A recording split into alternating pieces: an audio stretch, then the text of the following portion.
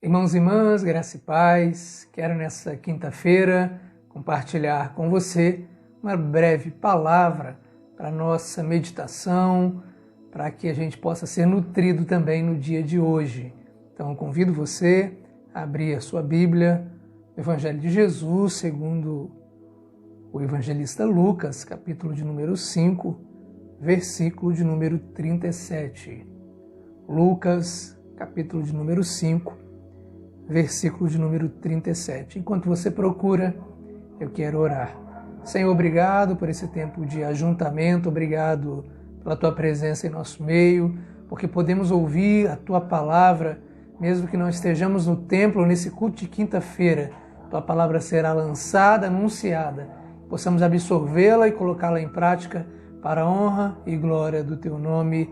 Amém e amém. Lucas, capítulo 5, versículo de número 37, que vai dizer assim: E ninguém põe vinho novo em odres velhos, porque o vinho novo romperá os odres, entornar-se-á o vinho e os odres se estragarão.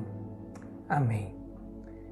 Irmãos e irmãs, eu fiquei pensando numa palavra para esse dia que pudesse fortalecer os nossos corações, pudesse nos impulsionar, quem sabe, para essa nova fase do ano, o segundo semestre.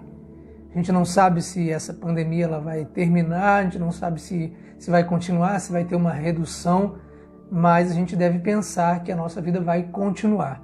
E de maneira muito clara, Deus me direcionou para que pudesse ministrar nessa noite aquilo que é muito claro para nós, mas que a gente não pratica na maioria dos anos que a gente passa por aí, que é o grande jargão, O ano não vai ser novo se a gente não mudar.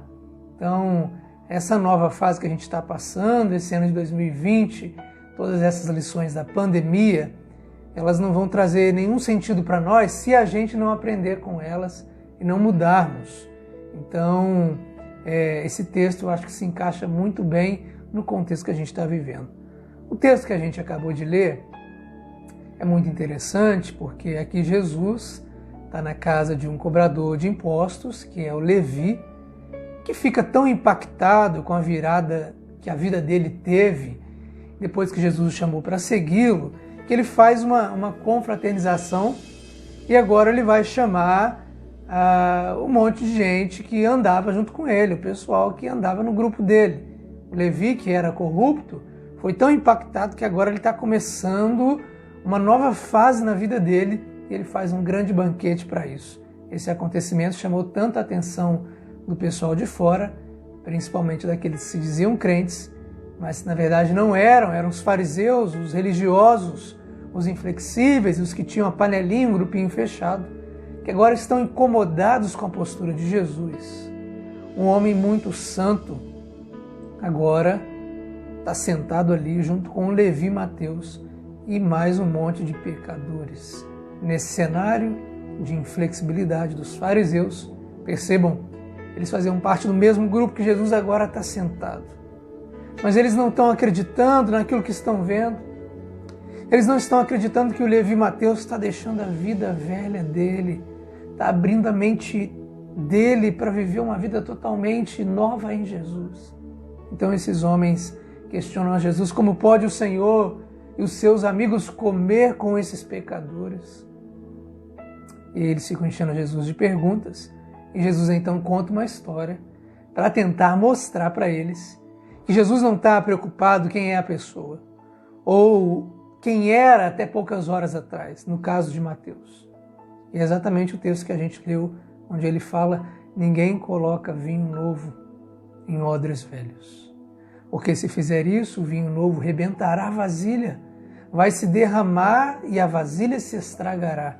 Ao contrário, vinho novo deve ser colocado em odres novos. Por que será que Jesus usa essa figura na parábola, vinho novo em odres novos? A gente escuta, a gente ouve falar desse texto, mas a gente talvez não entende muito bem o que Jesus quis dizer. Para a gente entender, então, precisa explicar o que é o odre. O odre é nada mais, nada menos que a pele de um animal, uma cabra, por exemplo, que servia para colocar água ou colocar vinho. Então o couro era arrancado, ele era meio que dobrado, até fazer uma espécie de bolsa assim. E esse couro era ali utilizado para guardar vinho e guardar água. O que eles faziam? Degolavam a cabeça do animal, tirava tudo que tinha por dentro do animal, deixava o couro secando, curtia o couro e costurava as patinhas para que se pudesse tornar essa bolsa que eu falei totalmente fechada, né? Então cortava ali, quem sabe, as patinhas, fazia uma espécie de bolsa, o corpinho do animal de cabeça para baixo. Esse era o odre, porque o couro ajudava a manter o líquido numa temperatura agradável, como se estivesse quase dentro de uma geladeira. Olha que interessante. Uma temperatura que seria impossível num deserto que pode chegar a mais de 40 graus na sombra. Então é só por isso que os odres eram utilizados naquela época. Além disso, o fato de ser de couro e não de barro facilita o transporte, porque não corria o risco de se quebrar, como acontece com os vasos. E assim, se quebrasse, perderia o precioso líquido do deserto que é a água. No odre não, no odre é couro do animal curtido, então se caísse, o máximo que poderia acontecer era sujar ali a parte externa, mas não iria se quebrar e não iria se perder o vinho ou a água. Mas havia uma situação em que os homens do deserto deveriam ficar atentos. Que situação é essa, pastor? É que o odre, ou odre, o pessoal costuma dizer, pode ficar velho. Jesus, usando um odre como elemento pedagógico, ensinou que não se põe vinho novo em odres velhos. Pelo contrário, rompem-se os odres, derrama-se o vinho e os odres se perdem. Na verdade, do contrário. Mas põe-se vinho novo em odres novos e ambos se conservarão. O vinho novo que Jesus fala aqui nesse texto é o vinho não fermentado. E quando você coloca um vinho não fermentado dentro do odre, em pouco tempo ele vai começar o processo de fermentação e criará uma espécie de gases que o expandirão, mas não tem problema porque o couro se estica e tudo fica bem. Agora, quando o odre é bem velho, o couro perde a sua elasticidade. O vinho novo, se colocar dentro dele, ao expandir pela fermentação, vai fazer com que o couro rasgue e o sujeito vai perder tanto o vinho quanto o odre, a vasilha que possuía. Pastor, o que o senhor quer dizer com isso tudo? O que significa isso, gente? Significa que a mensagem de Jesus deveria chegar como um vinho novo.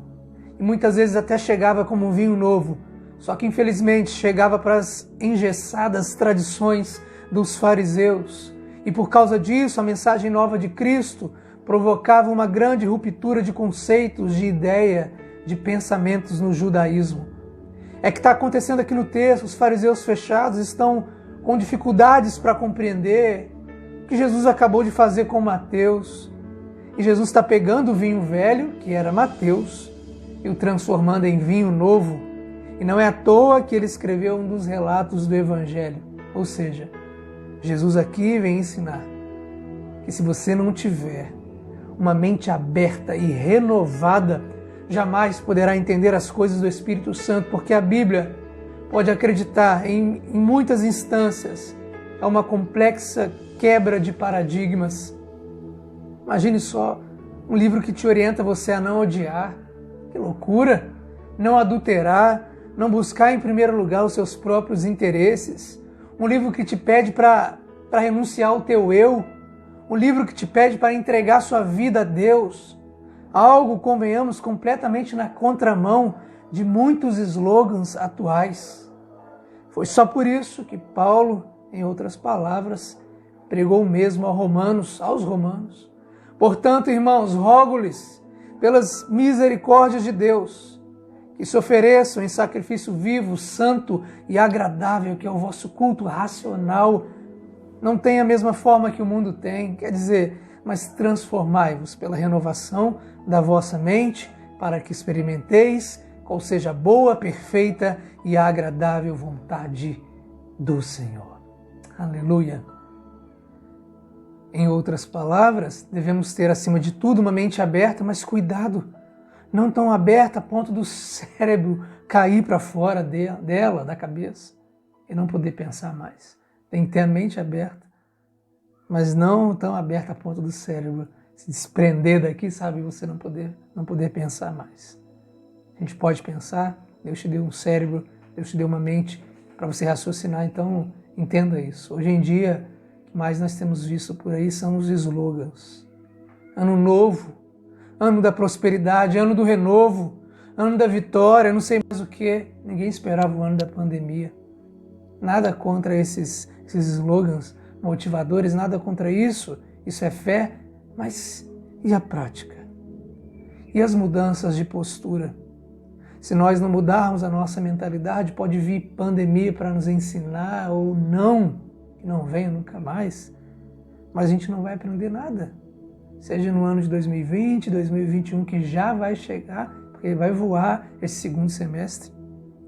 Se a gente não aprender nada, não mudarmos a nossa mentalidade, o novo que Deus quer fazer em nós, na nossa vida, na nossa família, em nossa igreja, não vai acontecer.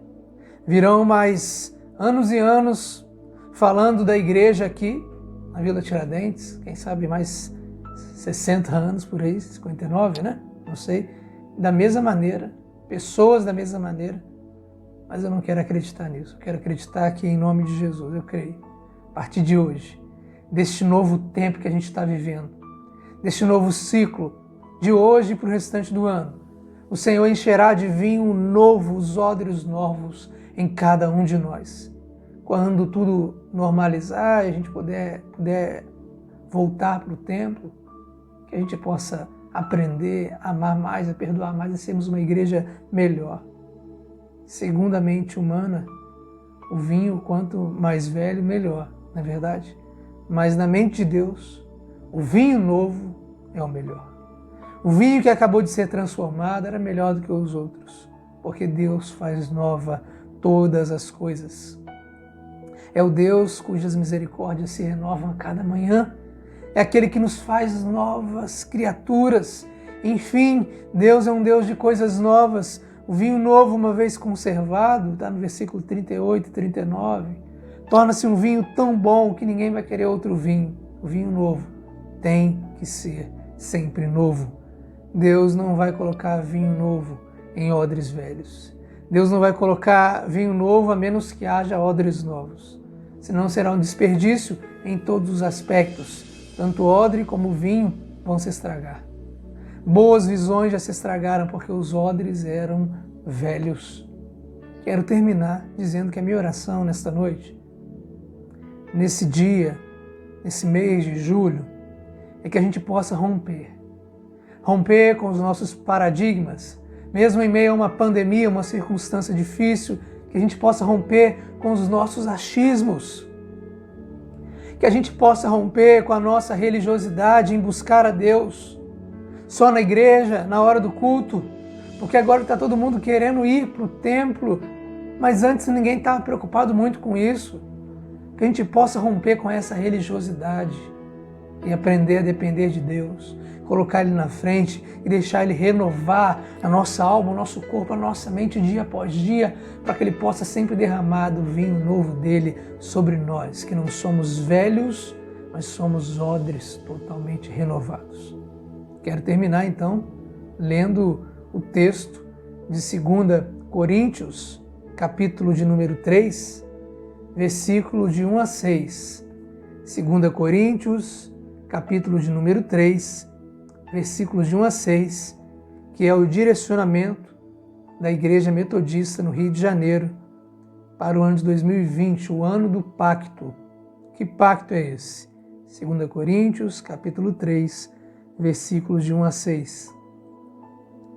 Começamos, porventura, outra vez a recomendar-nos a nós mesmos? Ou temos necessidade, como alguns, de cartas de recomendação para vós outros ou de vós?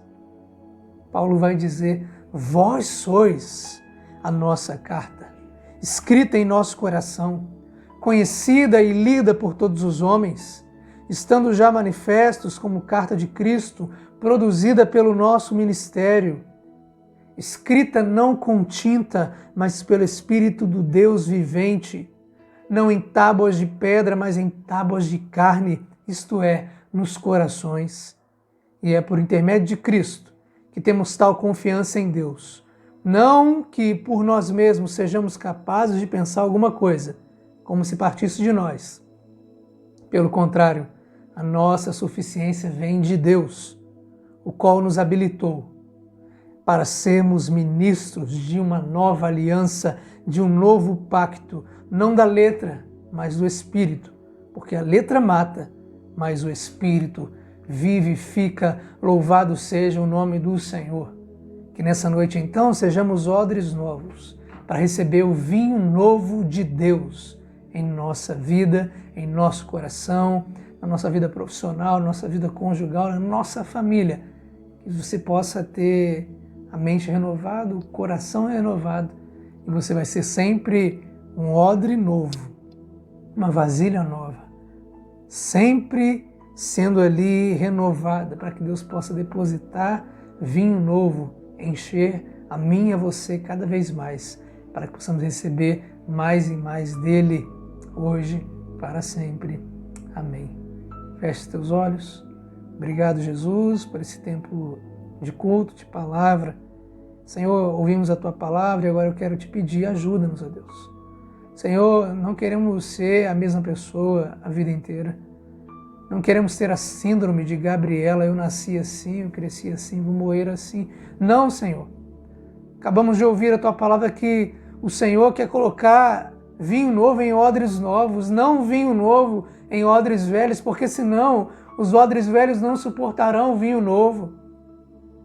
Que o Senhor possa moldar o nosso caráter, transformar o nosso coração a cada dia, para que possamos ter a estrutura necessária para recebermos o novo do Senhor em todas as instâncias e áreas da nossa vida. Que o Senhor fortaleça a cada irmão e irmã que está no seu lar agora. E cada vez mais possamos nos renovar em Ti, buscando a Ti, jejuando, lendo a Tua palavra e recebermos vitória, coisas novas do Senhor dia após dia, em nome de Jesus. Amém e amém. Estenda as tuas mãos aí na tua casa, receba a bênção do Senhor, que a bênção de Deus Pai, a maravilhosa graça daquele que põe vinho novo em odres novos, Jesus Cristo, as doces e preciosas consolações do Espírito Santo permaneçam sobre a tua vida, sobre a tua família, hoje e para todo sempre. E todos digam amém e amém. Que Deus abençoe você, uma ótima noite, até mais, um abraço, paz.